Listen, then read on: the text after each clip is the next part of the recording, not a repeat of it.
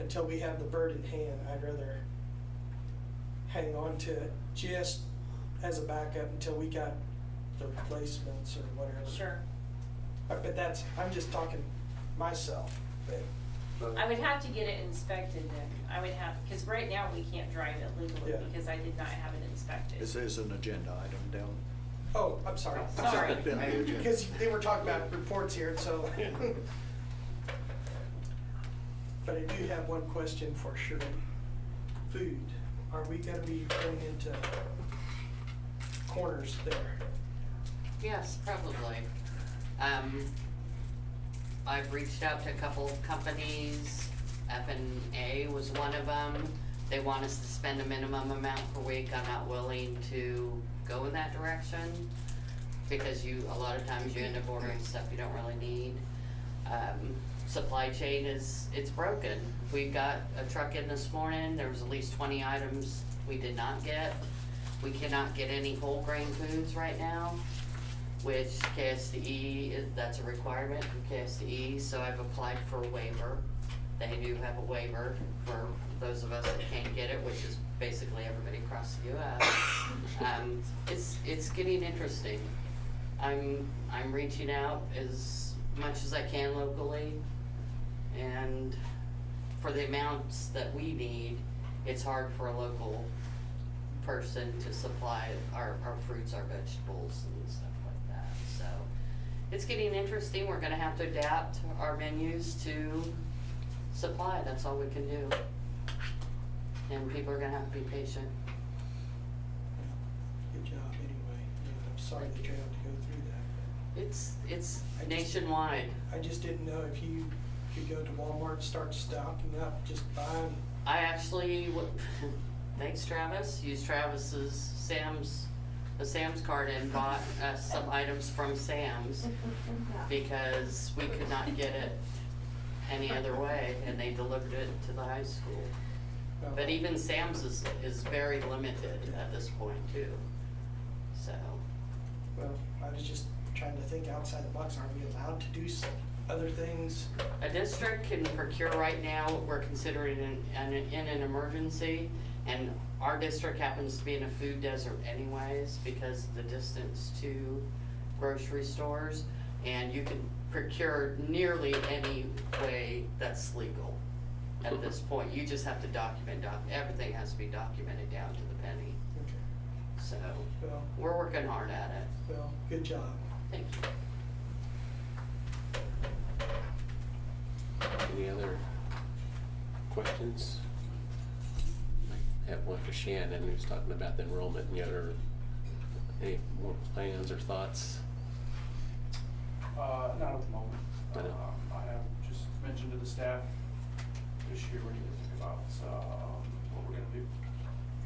Obviously that amount won't be sustainable in the future, so either how we're gonna increase the ones that we've lost, or maybe look at it as kind of a different model in a sense. So, No, thanks for looking forward on that.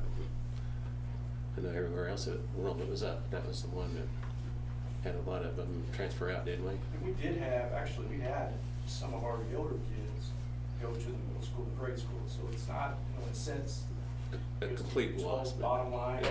we didn't necessarily lose them, but there were a few that did not return. Okay. All right. Superintendent report. Clark. Yeah, being as we're on enrollment, I'll refer to your drive document entitled USC 312 Enrollment 21-22, so you can kind of see a breakdown of this year compared to the previous 2 years. I talked to you about predicting the budget, and I predicted a larger number this year, not because I really knew, but I thought last year we really lost some kids, some due to COVID, some for whatever reason, so I guess I kind of expected to get some of those back. I don't know whether we got them back. I know some, yes, but we just really had some move-ins, so if you look at that document, I would say overall we're up about 29 kids from where we were last year. You can look at virtual and you see a bump last year, which makes sense. Some people didn't want to be in the building, so virtual went up last year. Certainly back down this year. Competition has increased for virtual schools. So Hutch 308, Bueller 313, both started them this year, and so we have more competition for those kids than ever. So I'd say this is good news. You can see, even if you go down below there, you see some 4-year-olds and 3-year-olds. We haven't always kept track of 3-year-olds, we're just in year 2. But both of those increased this year from last year. The 4-year-olds are part of our funding formula, but the 3-year-olds are not. We have to have separate funding for them.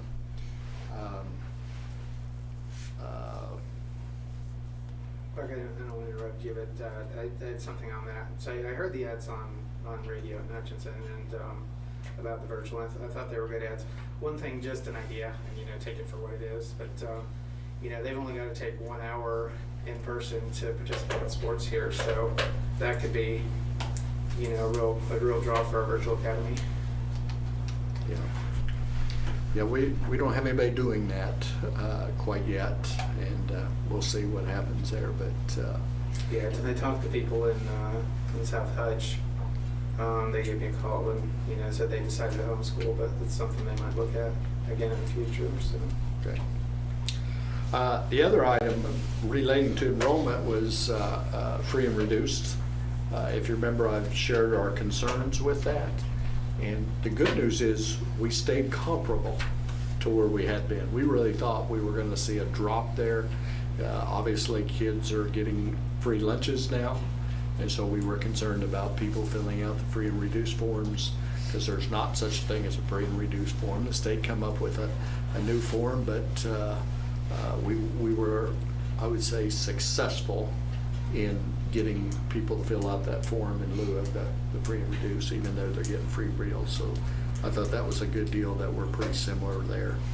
Last thing, and we've talked about it, I just wanted to touch base on transportation again.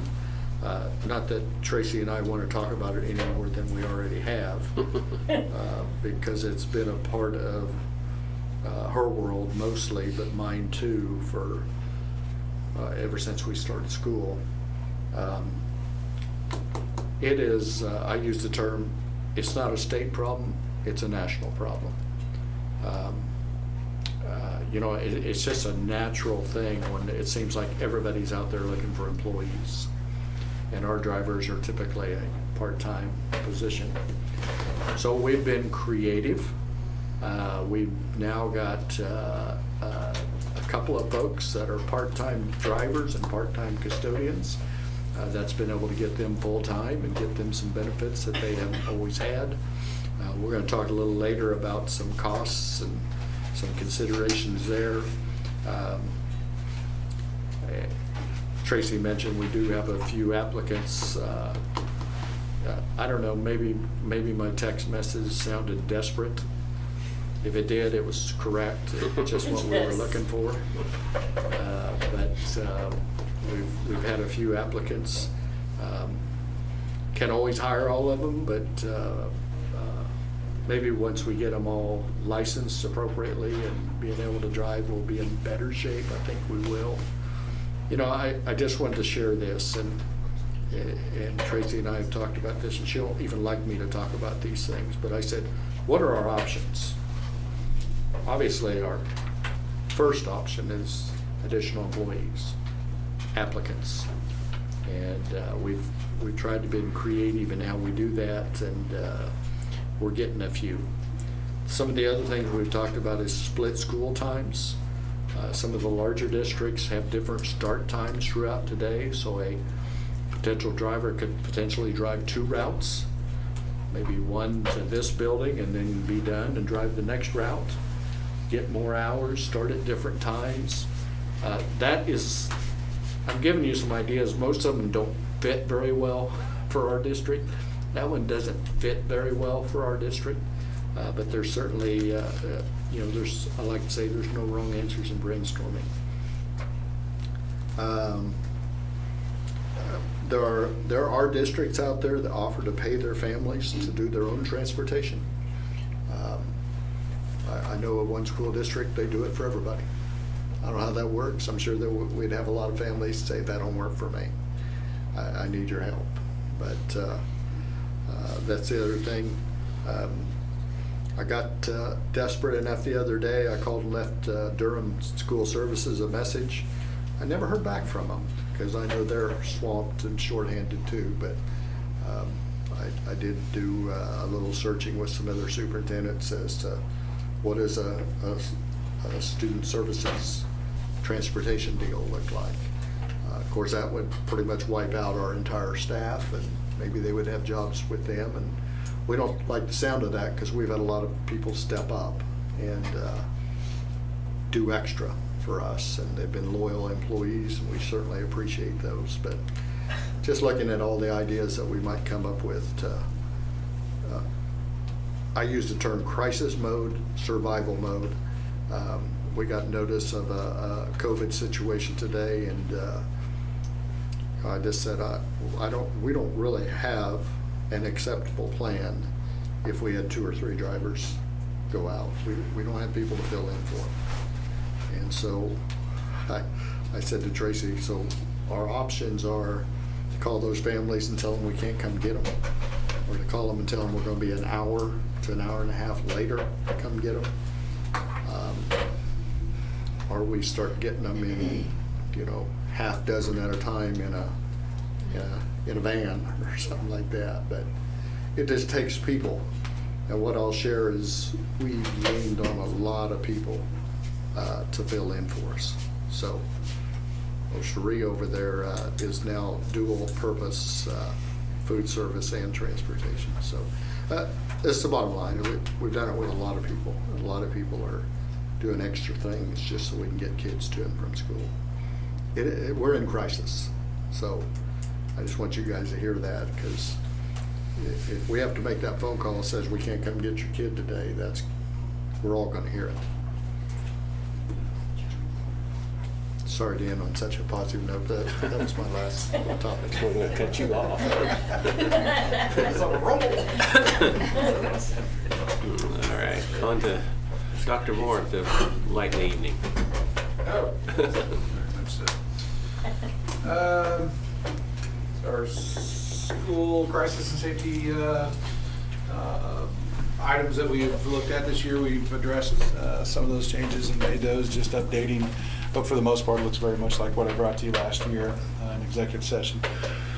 I would say we went through on some doors that we've replaced and done some door numbering. And then today, in our collaboration day, we were able to train the majority of our teachers in our intrudерology and in our safety drills too. So feel a lot better today after we got that training out finally with that collaboration day that came through. Had a lot of really good questions. I'm going to go visit a couple schools and chat with some of our teachers about their room and the setup and what they would do and those kinds of things. So I think our teachers are a little more at ease that we came up and addressed it early like we have in the year. So, but other than that, I feel like we're in a good place with our crisis plan this year. I would just add, Travis has taken a lead to this. We appreciate what he did today. We had sessions where they were rotating through, so it was a chance for us to re-emphasize, reteach, prepare new staff for whatever might come. So, and I heard him say in one of these trainings, we don't have all the answers.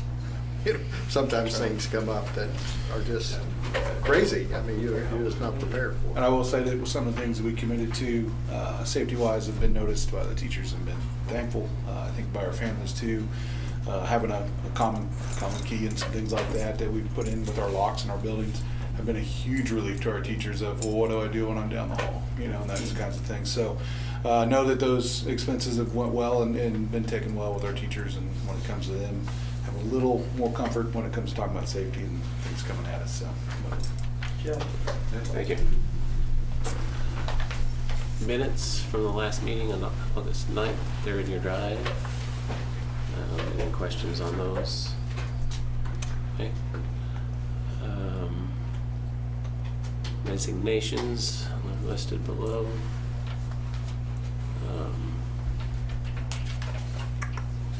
Gordon Snyder, bus driver. That's the only one. That's the only one. And we did not receive it in writing though, right? Correct. So, any other questions, comments, or look for motion to approve the consent agenda? Ken, second? Paul? All those in favor? 6-0. All right, funding action discussion. FFA. Dr. Moore, you want to help this bunch get started a little bit? Yeah. They may not need, looks like they're Absolutely. prepared. Might not. Well, I think I'll introduce Bailey Knapp, our teacher and our sponsor for FFA. And we got some kiddos here tonight to talk to you a little bit about our FFA program. I was honored to be an honorary member this last year. And I'll tell you, just being around the program, our kids are doing some good things, getting our name out there. They are planning on going to their national convention. So, Bailey, what else do you got? You want to introduce your kiddos? Yep, I Go want ahead. them to take over. All right.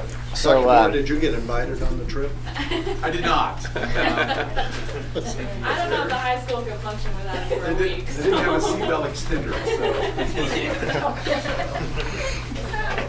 so. So I was lucky enough to, well, I'm Jet Spradlin. I'm a senior and the president of the Haven FFA, and I was lucky enough 2 years ago when we went on it to be a part of that trip, and it was a lot of fun.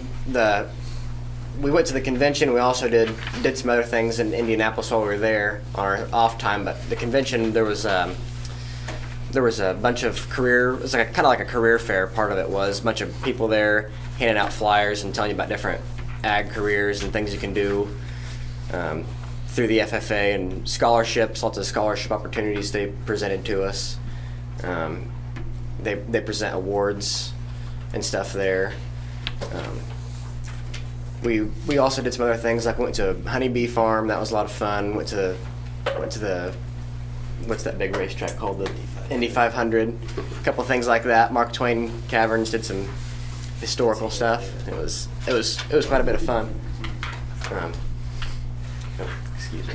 Karen, you wanna take over? All right, so this year we're planning to, on the way there, we're planning to go to the Arch and go up into the top and see everything from there.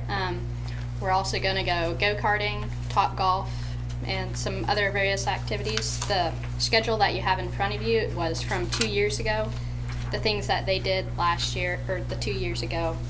So that's sort of something we're going to follow and keep going through it. Jacob? We would greatly appreciate it if you would let us use a van to get down there and back, and we would be we're paying for the gas and everything. And, yeah. I think they pretty much covered it. Connor, you want to tell them how many people are qualified to go? to Yeah, so there's a qualifications? maximum of 8 people that can go, but that's not confirmed that 8 people will be going, so it could be less than that. Can you tell what the qualifications are? Oh, yeah, it was for a fundraiser, so it was a fundraising incentive. You sell a certain amount in the fundraiser, you get to go, and how much you participate in FFA activities and stuff. If you're not an active member, then you're not exactly considered to go on the trip. So. Okay, a couple things that they didn't touch on real quick. The reason you have the 2-year schedule, or from 2 years ago, is because the schedule on the front of your packet is all FFA has given us so far. And normally we schedule around their events so we can see what we want to go to and what we don't. And then the second page, the second, third, and fourth pages are how this actually works into AG's curriculum. So if you wondered if this was an educational trip, there's your proof. It really is. It's not just a vacation for everybody. So that's the other part. And then the last page is the sessions. So when we go to sessions that are held in Lucas Oil Stadium, those are what the sessions are going to be. The first session they hold twice because so many people want to go to it, and that always has a really good keynote speaker. And then the very last session is the American Degree Ceremony session, and we actually have 2 students from Haven that qualified for their American degree, and only 2% of membership a year gets the American degree, so it's a pretty high honor. So, any questions? Who are those two students? It is Scott Schmidt and Kim Achilles. Question that I have. I got a daughter going. Do I need to excuse myself, or is this a conflict of interest? I usually did, but Okay. I don't know if you have to, but Well, I will. So I got a daughter in there. Yeah. So. You're gonna let her go?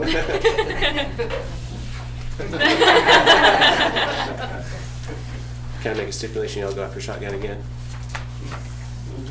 I think that'd be kind of president role for the shotgun seat. Okay. Yeah. All right, just kidding on that. But it's, Okay, so up to 8 students, how many adults?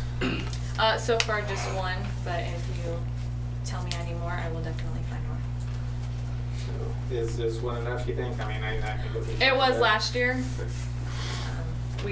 My husband actually teaches at Inman, so we caravan together, so we're kind of each other's extra sponsors when we need it, and we each take one van, and it normally works out pretty well for us. And does our insurance cover if we let them drive the van? A spouse? No, like if we lent them the van to use, or their Yes. van? Okay. Yes. Yes. Okay, because I know being in insurance, a lot of companies have started excluding things like that, so. We'll double check, but yes, they have in the past. okay, any other questions, comments? And they get counted present, right? Yeah, we won't turn them in for truants. I want to make sure we get y'all taken care of that. Yes. Considered a school event, Yes. so. Good deal. If you have no other questions, I'll make the motion because I had to sit out of it for so many years. So I'll make the motion and let him go. And John's the second. All those in favor? 1, 2, 3, 4, 5, 0 with Ken excusing himself. Have fun. Thank you very Yeah. much. Yeah, thank you. Appreciate Thank you, guys. it. Awesome. Okay.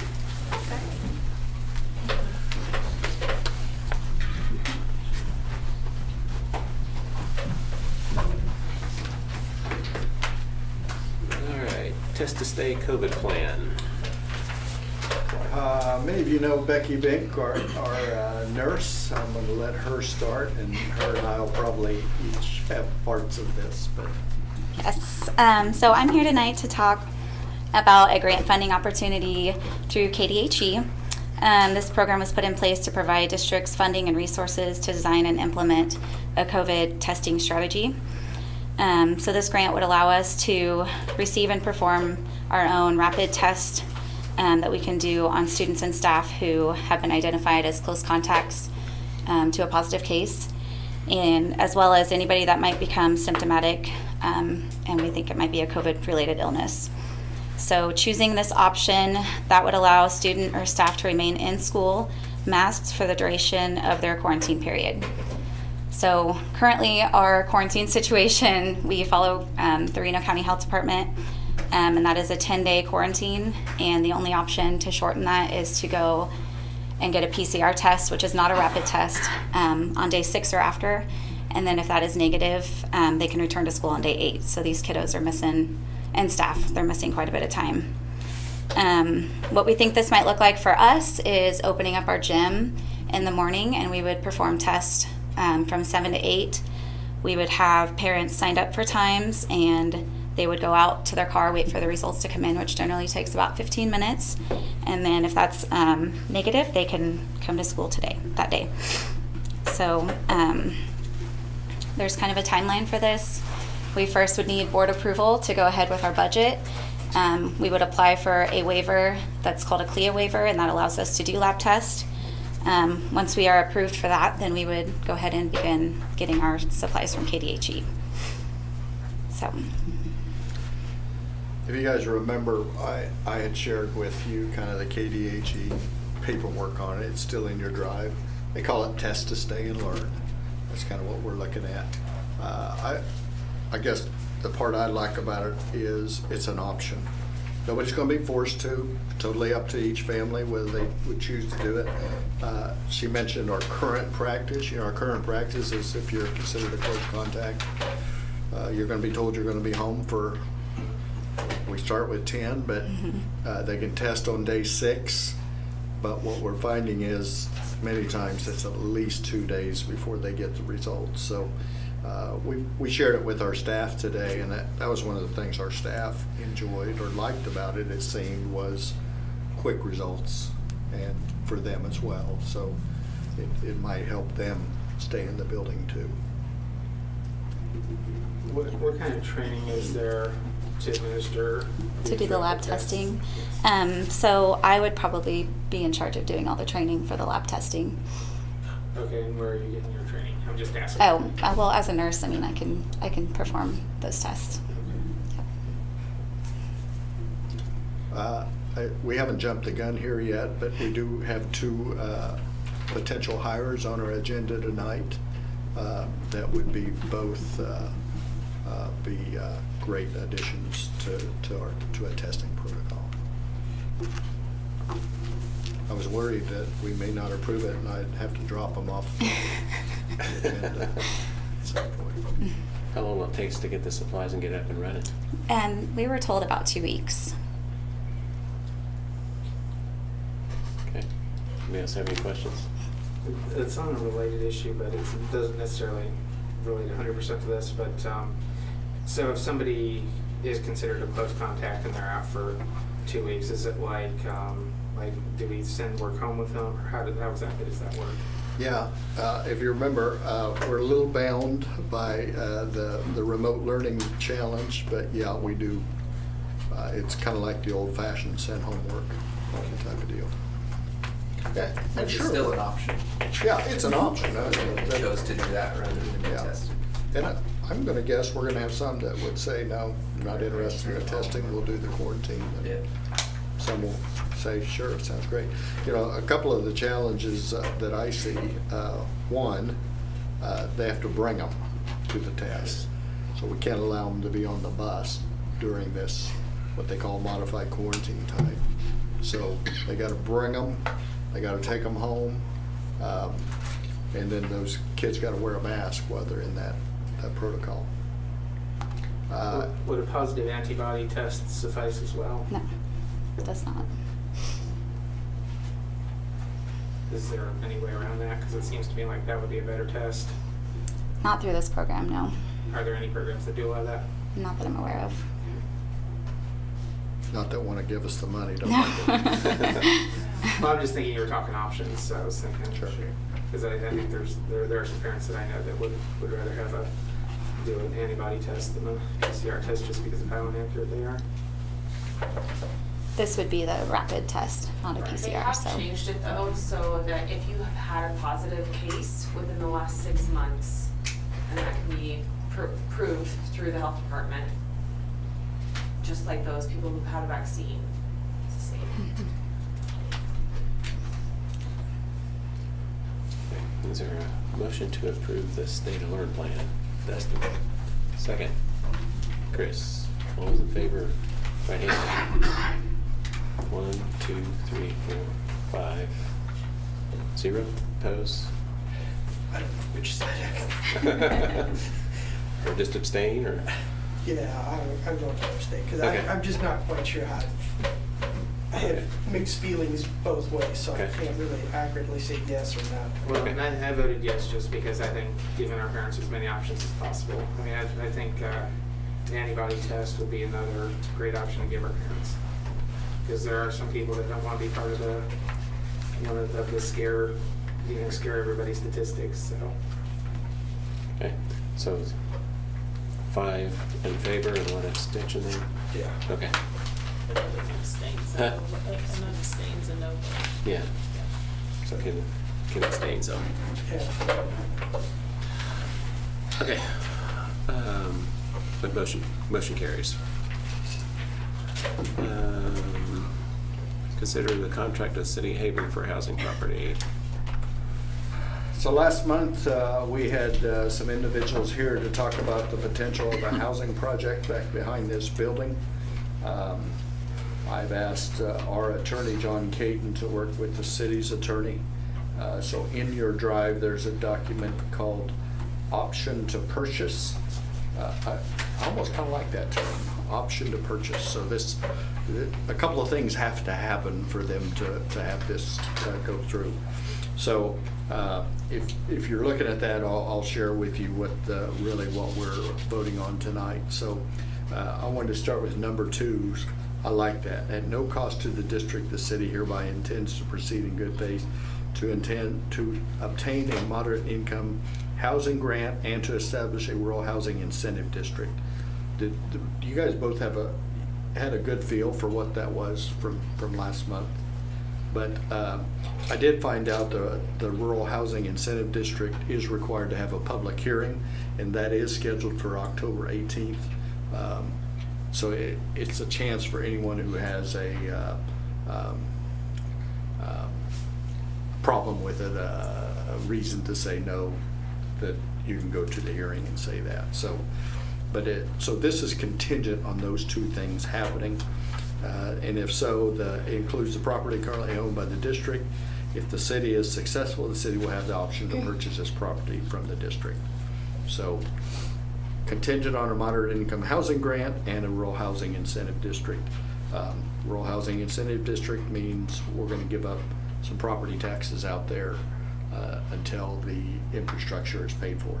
I asked him today, how long will we know? They don't know that yet, because it depends on how long it takes to pay for it, what the costs end up being. And they said it's either until it's paid for or a maximum of 25 years. So it does mean the county, the school district, the city giving up some tax dollars. The other part on the second page of that, I wanted to share, the city will have the option to purchase the subject property from the district for the sum of $50,000. So we talked about that as well last year, but that is certainly in what you would be agreeing to tonight. That's the dollar amount. If you don't remember, I really would have intentions of using that to rework some of the parking lot back there to make it look much nicer for it being right next to a housing development. On page 3, when the conditions are met for the city to exercise its option to purchase, and if the city exercises its option to purchase, both parties commit to completing the sale and purchase of the subject property. So it's just saying they got a few things have to happen for this to go through, but hopefully we're taking the first step to say yes, the school board is agreeable to this purchase happening. And lastly, on page 4 of that, this was an interesting, our attorney went to work for us a little bit. We always kind of had this in mind to have very little cost to our school district. And so I'm over in title insurance now. The city shall pay all of the cost of the title insurance. I don't know what that dollar amount is, but we wanted to have a limited expense. Obviously, we're going to have a little expense for an attorney being involved in this, but other than that, it's about the school district getting the $50,000. So, Did the city pay for the survey? yes, they did. Yeah. About how much expense do you think we'll have in this, just overall? It's probably attorney fees, wouldn't it? Yeah, probably attorney fees. I saw we had one come in the other day that was $200 or $300, and we won't be done yet. There'll be probably that much more yet, I would guess. Well, and I'll tell you where I'm going with this. The $100, I think we ought to increase that to whatever our costs are in this, so that way, if they do back out, we get our costs recouped. So I don't know how many of you read that, but basically, we're saying to give them that option to buy the property, we're gonna charge them $100 for the option, and I think we ought to raise the option to whatever our costs are, our projected costs are in that. That way, if they don't purchase it, the school district isn't out any money. Does that make sense? I explained that okay? I absolutely understand what you say. I'm not sure we can approve this tonight with that stipulation. Because the city's probably kind of knows what this is, and if we change Oh, something. yeah, then their it- attorney's been involved with it too, so. I mean, That's the there's no challenge. reason we can't change it and then come back to it next month. I think it'd just be a wise use of our funds to say, hey, we know we want to charge you what we've got, what we'll have in it if you don't purchase it.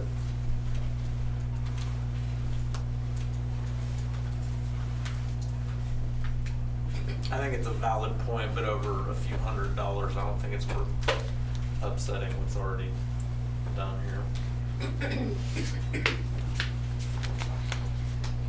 Other thoughts? Yeah, I can't really argue John's point, but this time of the essence here, or what are we? Well, obviously, the date of the hearing is October 18th, so it would fall before that.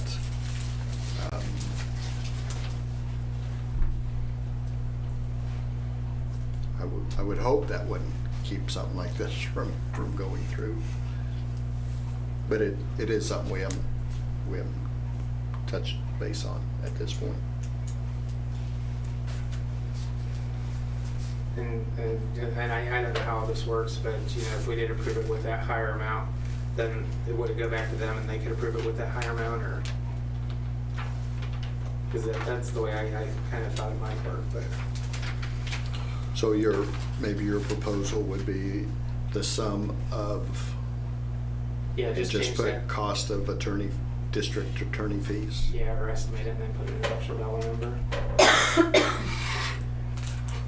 Or I think if you did reasonable attorney fees, then that would cover it too.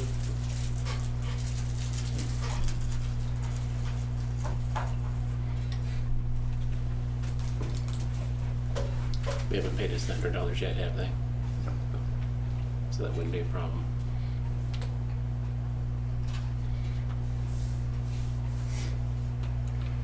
No? Would you feel good about moving it to 300? Yeah, I mean, I don't know what the cost would be, so whatever you estimate And it would be then. I don't even know yet either. I just know we had did you see that bill? $200 and some, so I don't think that'll be the end.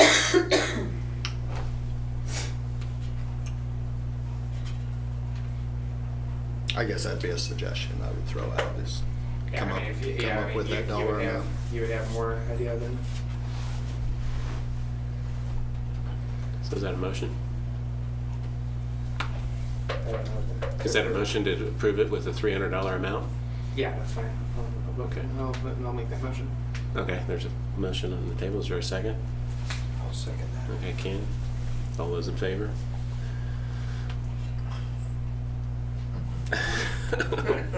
6-0 then. I just don't want to see it again, but okay. Yeah. Okay, I guess motion carries with that change from 100 to 300. And hopefully they'll accept it and we won't have to see it again, but I don't think a couple $100, neither one's gonna get hurt too bad on the deal. All right, on to the next item. We have an executive session for personnel. I think we need probably about 30 minutes. We'll have 15 minutes with a couple employees, and then Clark will come in after that for another 15 minutes. So I'll make the motion. The board recess to executive session to discuss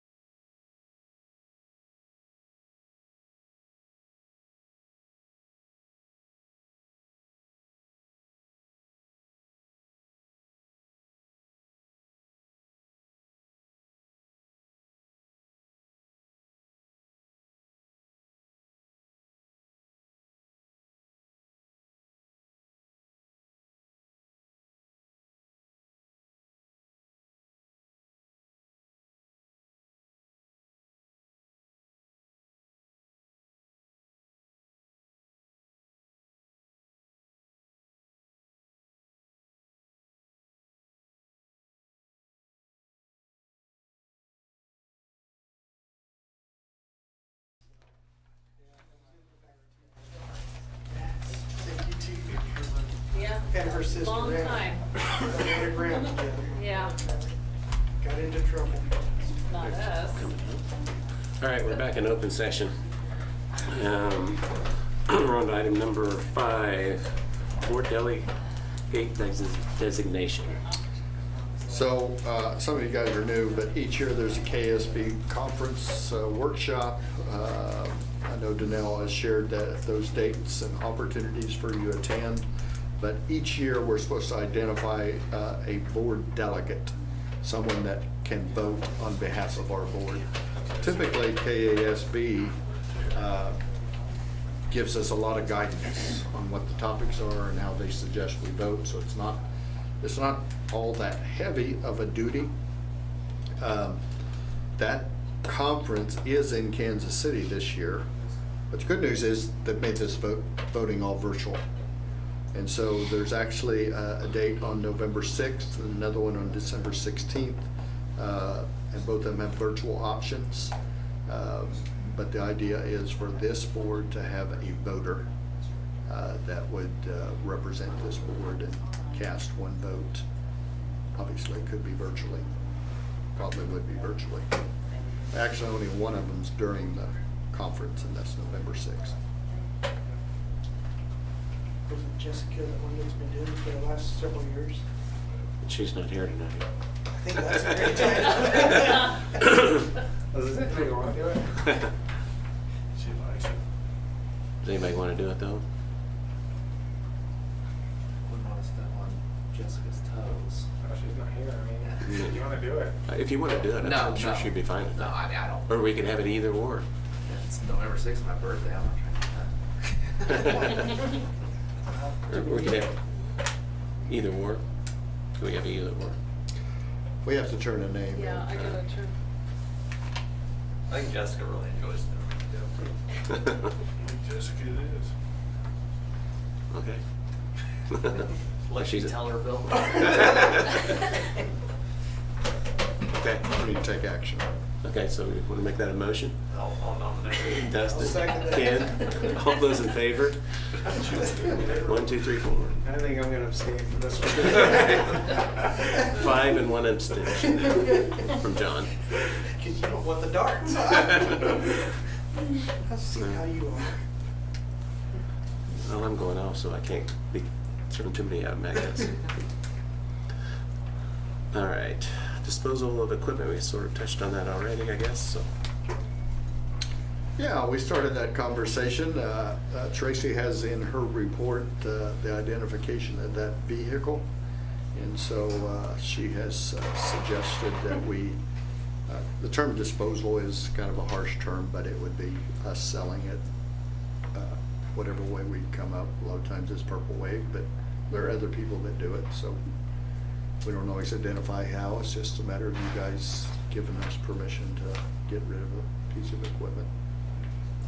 I do agree with what John said. I know like in our line of work, we're repairing vehicles that we, in years past, we would have got rid of, you know, not giving it a thought, but there's an awful shortage of vehicles, and I'm sure buses are the same. So for, I mean, a $2,000 repair versus not being able to get a bus for 18 months when you really need one.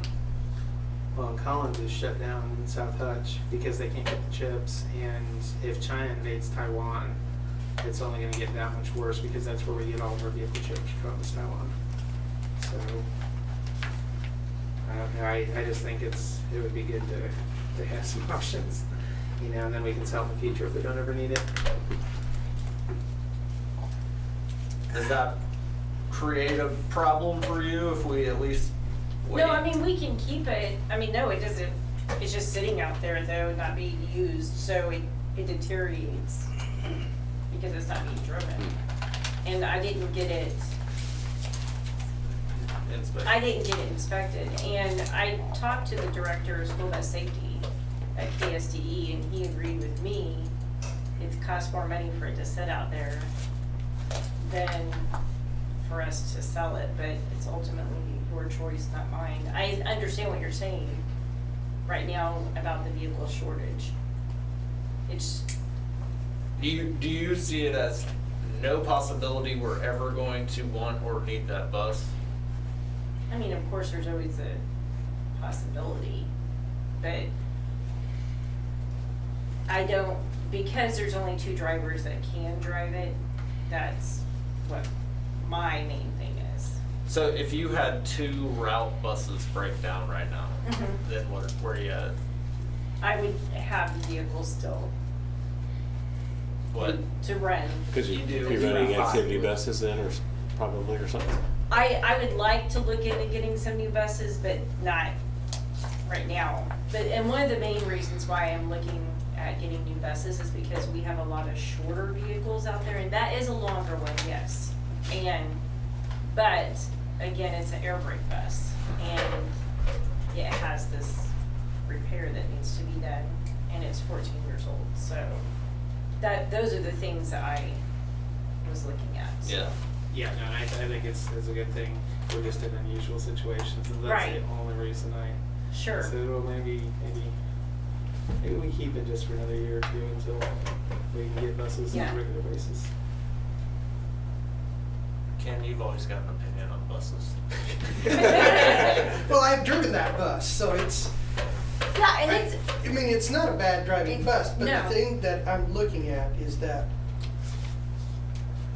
it'd be easier to go get a few other drivers certified with air brakes so they can run it in an emergency situation. Right now, the buses aren't a dime a dozen. Right. And we've had this thing long enough, we sort of know its history. Do we still have like 19, 20, 21? Do we have those buses? We don't have a 21. Did we get rid of 22? 22 is still here, but it's getting close to aging out. It's 23 years old. See, I know some of those buses were short buses too that were Yes. used up at Yoder. But I'm sorry guys, but I would like to see us hang on to it until we get sort of over this hump of shortages. Sure. I mean, I understand where you're coming from too. It's not being used, so it's depreciating is the problem. Well, I understand when you have vehicles setting, something's gonna be setting somewhere. Right. And it may be better to go and maybe get rid of 22 or shift it down and use 34 instead of to wear it out. I mean, I would rather drive the transit buses personally. That's because that's where I'm used to driving. So, and I don't have a problem with an air brake bus. So, I mean, we can get it repaired, and I have to drive right now, so I can drive it on my route if that's an option too. Because right now I'm driving 48, that's a transit bus. So. Going with the wigwams. I prefer the transit, but anyway, some of my other drivers don't. I mean, that's where I would come from. So I'd say repair it. You want it repaired right now, or just repair it as needed? I'd say we go repair it now, because what if one of the others goes down and we have 2 activities going out? I mean, you have 3 activities, right? And Yes. there's times that all 3 activity buses have gone out. I'm just saying that I'd like to have at least, but that's just me. I mean, there's more than just me. I think there's a consensus probably to keep it, that whether you repair it now or later. Yeah.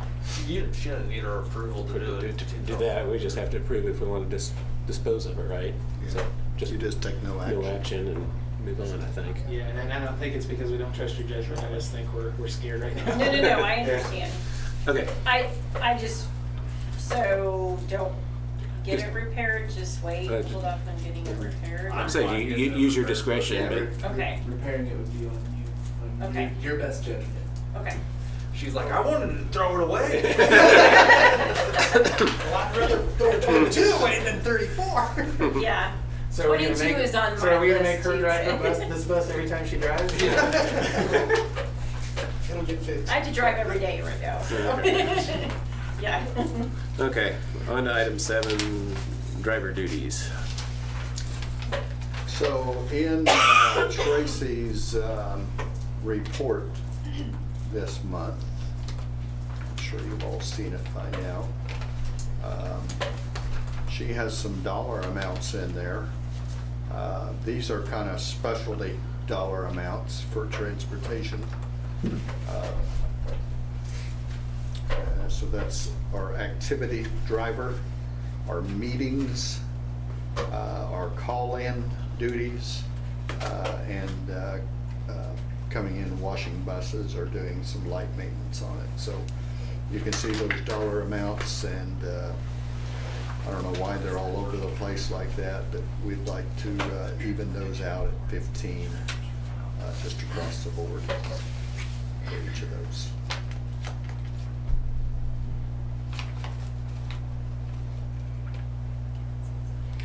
Any questions, comments, motion? Make a motion that we approve the. And we'd also put in the language a minimum of an hour. So, An hour from the specialty. so if you got called in, for instance, and you were only here a half an hour, you'd get paid an hour. I'll second. Okay, motion by Ken, second by John. All those in favor? 6-0.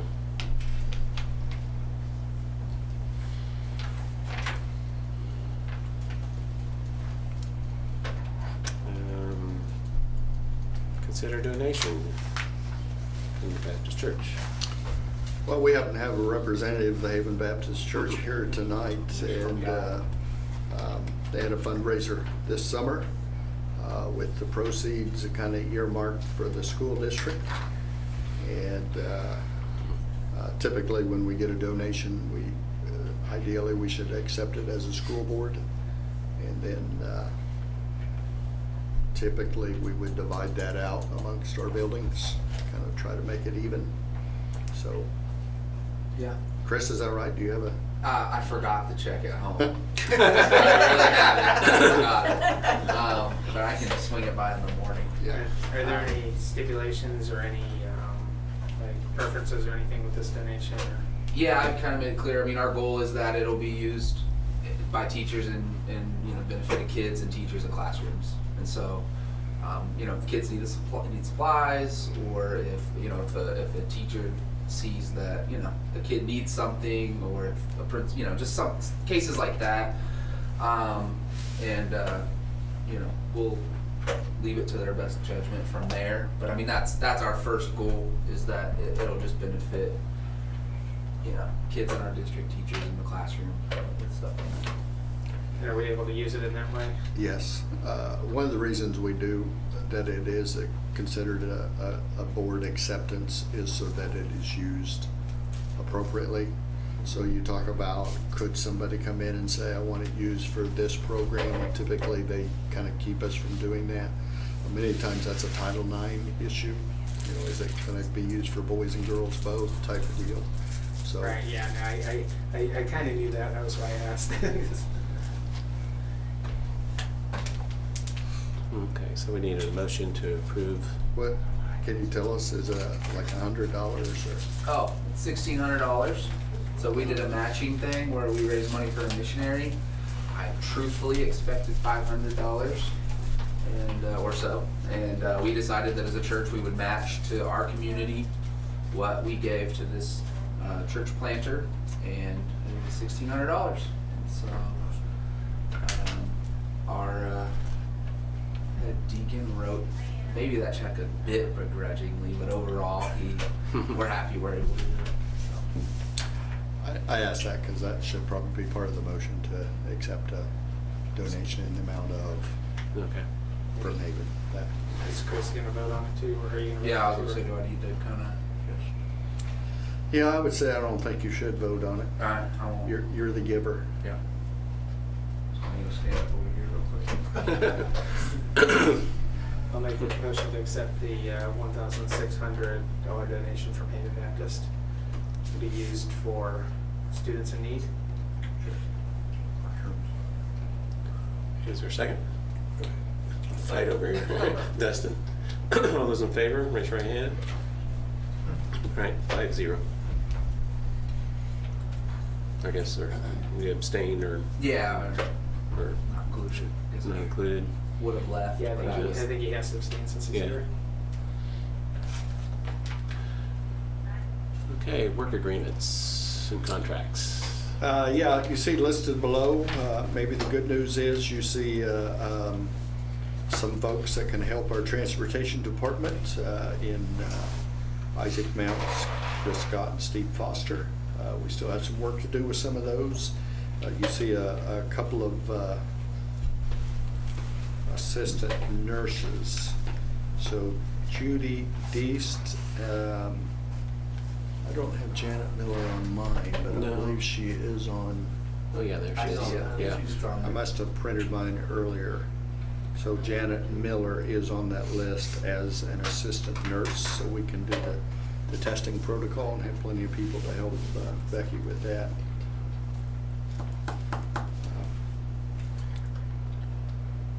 Tiana Frizzell is our new volleyball coach and is now also employed with us during the day, so see that as a good thing. Is there a motion to accept these contracts and work agreements? Well, I guess there was a contract too for the case sponsor. Yeah. So, Ken, second. Chris, all those in favor? 6-0. All right, reports, RCEC report, Ken?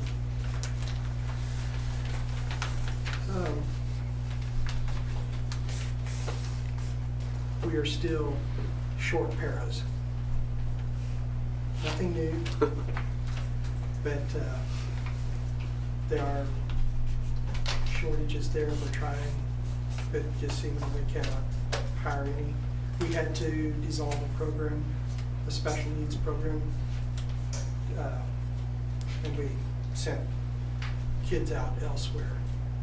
But we had to, because of the program not working. Let's see here. There just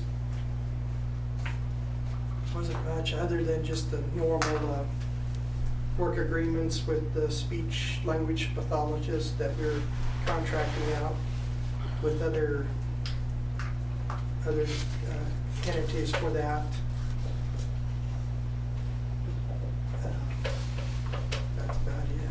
It was just, unless I'm missing something, Clark, or did you? 'Cause I think she usually says it, but I don't think I'm missing anything. No, I don't think so. So hopefully we can, there is one thing that we did change. Any position that is open is now being emailed out to each employee so they have a chance to, if they want to Help find. step up to a position or that is open. So we've done that versus, just posting it on the board. So that's one thing that the agreement asked that we would post that via email instead of on a board. I think that's it. I might just add to that, we have a new SPED teacher that was a SPED para for us last year. And there's a program through Wichita State that helps paras move into the classroom and be licensed individuals. And so I think those kind of creative things are pluses and are going to be more and more in need as we continue to have shortages in our licensed personnel. Okay. Move on to board member reports. Ken, do you have any? You must just keep the podium. I did ask her about the food supply, but we were talking about Yoder being a little smaller. What is the ideal number for a school? What is the ideal number that building could actually handle? And then what is the ideal number for like Haven grade? If we're flooded in one area, is there a chance that we can shift some students to another facility in our district to help ease the burden in one end, but yet, is that something that we can look at possibly? Yeah, I would try to give you an answer tonight, but I would suggest we just go look into that and bring that back at a later date and say, what do we think our ideal numbers by building would be?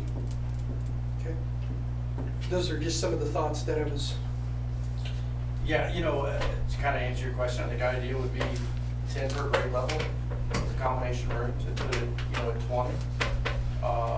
Prior to me coming, I heard that it was upwards of 90 or so, kind of sustained there for a while. So that would run about that. There was potentially what you're saying, they can't really mark, but I think part of that was the transportation. The reason for that was the transportation going out, and kids, but that's an option, or looking at something to, help the district as a whole, I don't, like I said, Laurel, I don't know, what you're building, what is the the perfect number that would be just a sweet spot, if you want to call it that. I mean, ideally, in the lower grades, we have 3 sections to take those burden off those teachers. Right now, we have 3 sections in every grade except for 1, just because that class size is lower. Upper grades, those classrooms are bigger. And so we can allow, just the need of the student is less, typically as far as behaviorally and support, so we can put more kids in those classrooms. Still, our class sizes are pretty good. We're a little on the big side on some of them, but we're fully staffed with paras with the exception of RCEC. But I know they're working on it. So we're doing really well at Haven Grade, and we're glad to see the numbers where they're at. We were a little worried about our kindergarten numbers, but we had some trickle in, and actually we have a new student starting in 5th grade tomorrow, so. John? I bought a house out of district. So right now I own 2 houses, one in district and one out, but I am under contract, required to move in there by a certain date. So either this or next month will be my last board meeting in Haven, because I will no longer live in the district once I make that move. So some cheers, I'm sure. Some people like me. So, but it was a pleasure to serve with you guys, and I think we all had the idea of helping do things as best we could. I know some of us hit heads sometimes. I hope it wasn't personal, because it was never personal with me. It was always about doing what I thought was best for the kids. So that's where my focus has always been, kids, and giving as much of that money to the teachers as we could. So. Yeah. Just say thanks to Chris and the Baptist Church for the donation. It's awesome. Yes, thank you. Chris, that was a perfect lead-in. Yeah, I don't have a whole lot. Glad as a church we could help the community. We certainly look forward to that and any chance we get. And John, thanks for all you've done and serving for as long as you have. Appreciate that. Paul? Yeah, thanks, John, for your service. It's, we all know it's not an easy job, so appreciate you stepping up. So, and I don't really have anything other than it's time to talk about adjournment for our next meeting. Next regular meeting, October 11th at 6 o'clock here.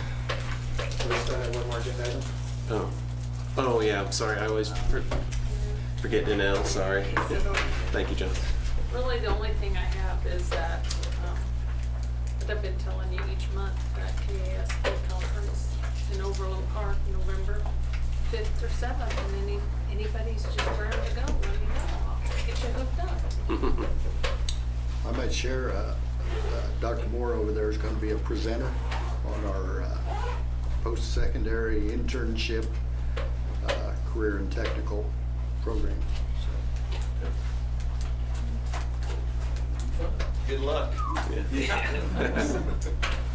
Hey, to the chief. All right, now it's time for adjournment. Okay, I'll make that one. Ken, John, all in favor? Yes. 6-0. Don't forget to sign the minutes. Yes, sign the minutes, please.